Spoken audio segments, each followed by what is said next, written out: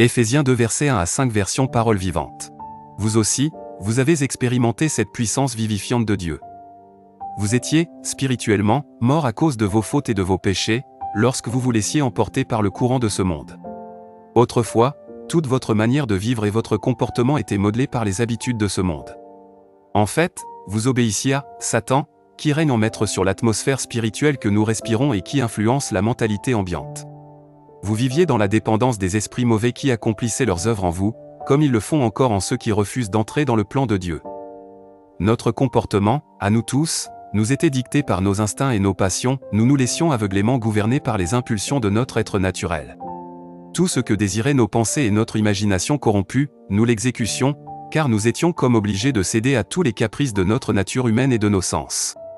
Aussi, nous les Juifs, étions-nous, par nature, l'objet de la colère de Dieu comme tout le reste des hommes. Mais Dieu est si riche en bonté. Lorsque nous étions encore plongés dans la mort à cause de nos désobéissances, il s'est chargé de nous avec amour et nous a conduits vers une vie nouvelle en nous communiquant la vie même du Christ. N'est-ce pas pure grâce que vous ayez pu être sauvés? Une vie d'esclave. Que tu le crois ou non, nous avons tous été créés pour servir Dieu. Que nous soyons chrétiens, musulmans, athées, bouddhistes, occultistes, etc. Je crois que Dieu fait toutes choses pour un but et il a fait chacun d'entre nous pour un but spécifique. Satan étant tellement en colère contre Dieu se venge sur nous, en nous empêchant de faire ce que Dieu avait prévu que nous fassions sur terre.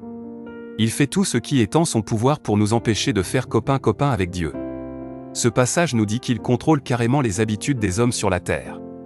Il influence la mentalité ambiante, ce qui veut dire que lorsque tout à coup tu penses « je vais aller me masturber », ce n'est pas toi, c'est une pensée qui t'a été suggérée par un esprit mauvais. Il sait que plus tu pèches, plus ça t'éloignera de Dieu. Ce texte nous révèle également que pour celui qui n'a pas donné sa vie à Christ, qui n'a pas fait la paix avec Dieu, celui-là lorsque ses voix démoniaques lui parlent, il n'a pas d'autre choix que d'obéir. C'est là que rentre la notion d'esclave. Mais la bonne nouvelle de l'Évangile est que Dieu est venu sur terre se sacrifier pour l'humanité. Il a effectué une transaction spirituelle. La Bible dit qu'il nous a rachetés. Dans le monde spirituel, on n'achète pas avec de l'argent mais avec le sang, des sacrifices. Quel sacrifice tu peux faire qui soit au-dessus de celui de Dieu lui-même? LOL. Jésus qui est Dieu fait homme sur terre dit « Je prends tout sur moi. Tous les péchés des hommes je prends tout sur moi. » Ainsi on n'aura plus rien à leur reprocher, ils pourront à nouveau faire copain-copain avec Dieu. Pour bénéficier de ce privilège, il faut simplement croire en cette vérité spirituelle et dire que Jésus est désormais Seigneur de ma vie, seul maître de ma vie. À partir de ce moment, quiconque fait cela devient l'esclave de Dieu et non plus de Satan. Lorsque les pensées démoniaques viennent à nouveau, parce que oui tu es sauvé mais tu es encore sur terre et Satan contrôle toujours l'atmosphère spirituelle, nous avons comme une capacité surnaturelle de dire non.